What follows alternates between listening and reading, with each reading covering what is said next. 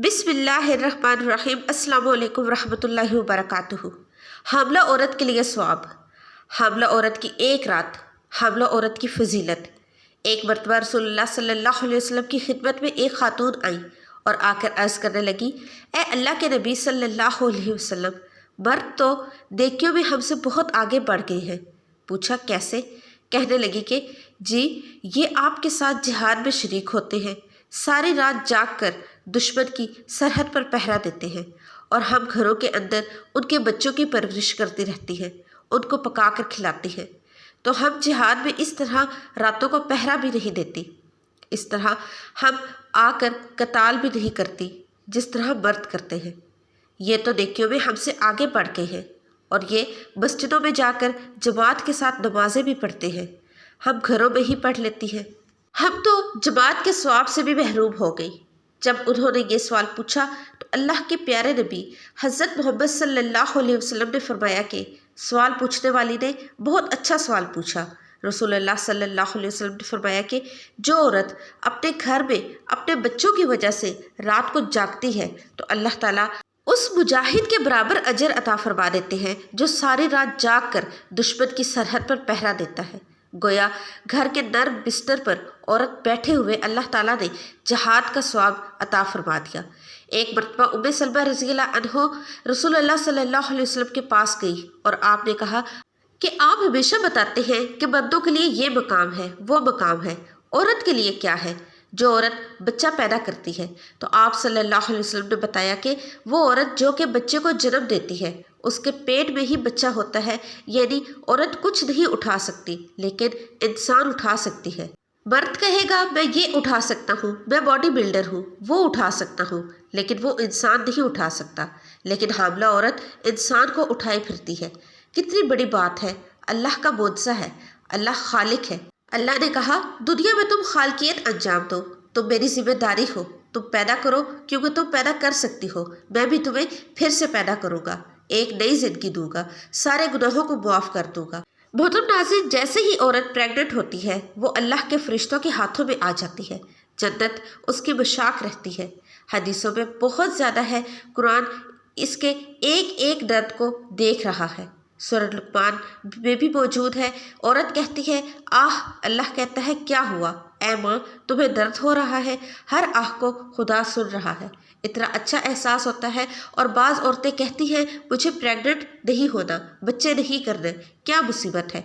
अल्लाह की बंदियों, इसका अजर और सवाब का अंदाज़ा तो लगाओ। प्रेग्नेंट औरत रोज़ा नहीं रख सकती लेकिन वो रोज़ेदार है। नमाज शब नहीं पढ़ती लेकिन वो नमाज शब पढ़ रही है। कितनी अच्छी और सादत की बात है। कुछ नहीं कर रही, बच्चा है उसके पेट में लेकिन फरिश्ते लिख रहे हैं और उनको ऑर्डर मिल रहा है कि लिखो इसने रोज़ा रखा है, लिखो कि इस औरत ने नमाज शब पढ़ ली है। ना सिर्फ वो साइम यानी रोज़ेदार है बल्कि वो कायम है, यानी रात को क़याम करके जाग के गुजारे। ना सिर्फ वो कायम है वो औरत बल्कि वो मुजाहिद है, जिहाद करे किससे? दो चीज़ों से। दुनिया सबसे मुश्किल अपनी जान भी गोया उसने राह खुदा में दे दी। शहीदा है वो औरत और माल के लिहाज से यानी उसने अपना सारा माल राह खुदा में दे दिया। इतना उसको सवाब मिल रहा है, ये मेरे नबी कह रहे हैं। जो सादिक हैं, जो सच्चे हैं, जो अमीन हैं, जिनका वादा पक्का वादा है, ये मेरे नबी के अल्फाज हैं। हमें यकीन करना है इसके ऊपर। और फिर जब वो बच्चा जन्म देती है, बच्चा पैदा हो जाता है तो उसके लिए ऐसा अजर है कि अल्लाह के सिवा कोई नहीं जानता कि उसको क्या मकाम और अजर मिल रहा है। जिस माँ के तले जन्नत हो, यकीनन वो माँ खुद जन्नती है। वो माँ खुद फरिश्तों के परों पर और बहुत ही मुअज़्ज़ज़ और मुहतरम है। और फिर कहा अब जब वो दूध पिलाती है तो हर घूंट के बदले में गोया उसने फर्जंदान हज़रत इस्माइल में से एक फर्जंद और ग़ुलाम को अल्लाह की राह में आज़ाद कर दिया हो। क्योंकि दुनिया में सबसे ज़्यादा पाक तरीन नस्ल और इंसान की जो हसब नसब है वो इब्राहीम और इस्माइल का है। इसका कोई फर्जंद अगर आपने इसकी खिदमत की या उसको आज़ाद किया तो उसके बराबर कुछ नहीं हो सकता, क्योंकि ये सबसे ज़्यादा बालातर है। इसलिए उसको कहा गया अब वो आज़ाद कर रही है तो यकीनन ख़ुद भी आज़ाद है गुनाहों की जंजीरों से। हर घूंट बच्चा जब एक दफ़ा दूध पीता है तो हर घूंट से उसके एक गुनाह माफ़ हो जाता है। اس لیے حدیث پاک میں آیا ہے کہ جو عورت اپنے خاوند سے حاملہ ہوتی ہے اللہ رب العزت اس کو دن میں روزے دار آدمی کا ثواب دیتا ہے، اور رات کو سوتی ہے تو شب بیدار بننے کا ثواب اس کے نامہ اعمال میں لکھ دیا جاتا ہے۔ اب یہ عورت فقط حاملہ ہے، یہ کوئی دن میں روزہ نہیں رکھ رہی، رات میں کوئی عبادتیں نہیں کرتی، دن میں بھی آرام کرتی ہے، رات کو بھی سوتی ہے، مگر اللہ تعالیٰ اس کے نامہ اعمال میں لکھواتے ہیں کہ اس کا ہر دن روزے دار کی عبادت لکھ دیا جائے اور ہر رات شب بیدار کی عبادت لکھ دی جائے۔ اب عورتیں اندازہ لگائیں کہ اس سے وہ کتنے بڑے بڑے اعمال کا اجر پا لیتی ہے۔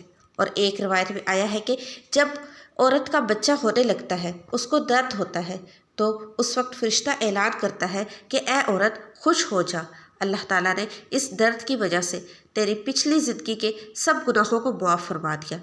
ایک اور حدیث پاک میں ہے کہ جس عورت کا بچہ ہو اور اس کی چھاتی سے وہ دودھ پیے تو ہر گھونٹ کے بدلے اس ماں کے نامہ اعمال میں نیکی لکھی جاتی ہے۔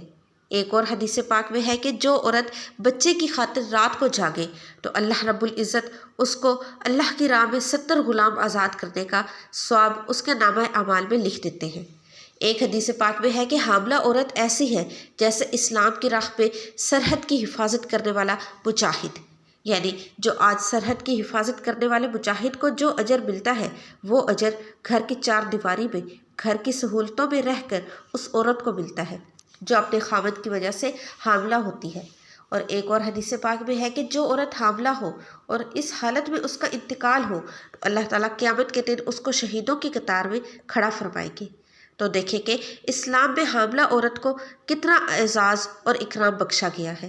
زیادہ بچے پیدا کرنا یہ جنتی عورت کی نشانی بتائی گئی ہے۔ میں تو کہتی ہوں کہ عورتوں کے بہت مزے ہیں یہاں بھی اور وہاں بھی، تاکہ انہیں پتہ چلے کہ اسلام نے انہیں کیا مرتبہ دیا ہے، کہاں پہنچا دیا ہے۔